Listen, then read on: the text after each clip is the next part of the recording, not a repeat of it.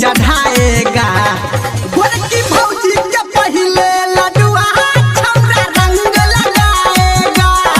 गोरकी भौजी के पहले दीपका छौरा रंग लगाएगा।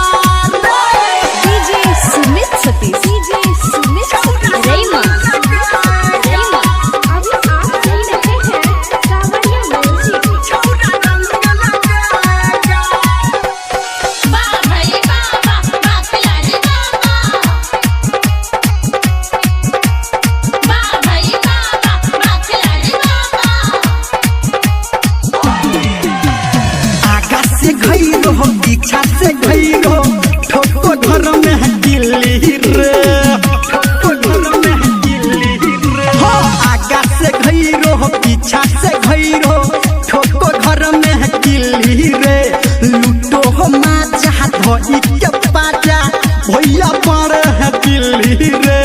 डीजे पे गाना जो हीरा आज कौन बजाएगा रे। डीजे पे गाना जो हीरा आज कौन बजाएगा।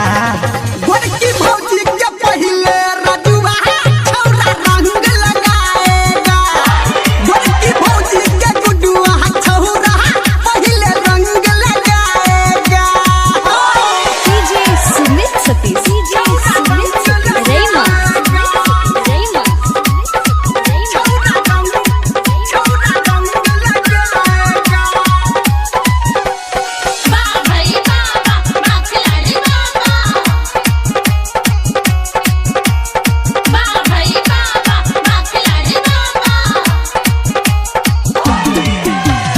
आगा से हटो मुझे न टोको कह गया पिचकारी रे। कह गया पिचकारी रे।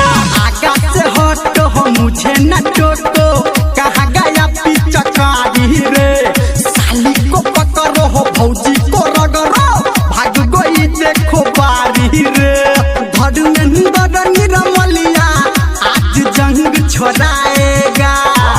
हो संजय गौतम मामा आज जंग छोड़ाएगा।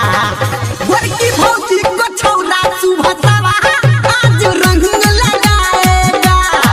गोरकी भौजी को छौरा सनजीतवा आज रंग लगाएगा। चढ़ा फागुन सुनो रे मीता के भंग चढ़ा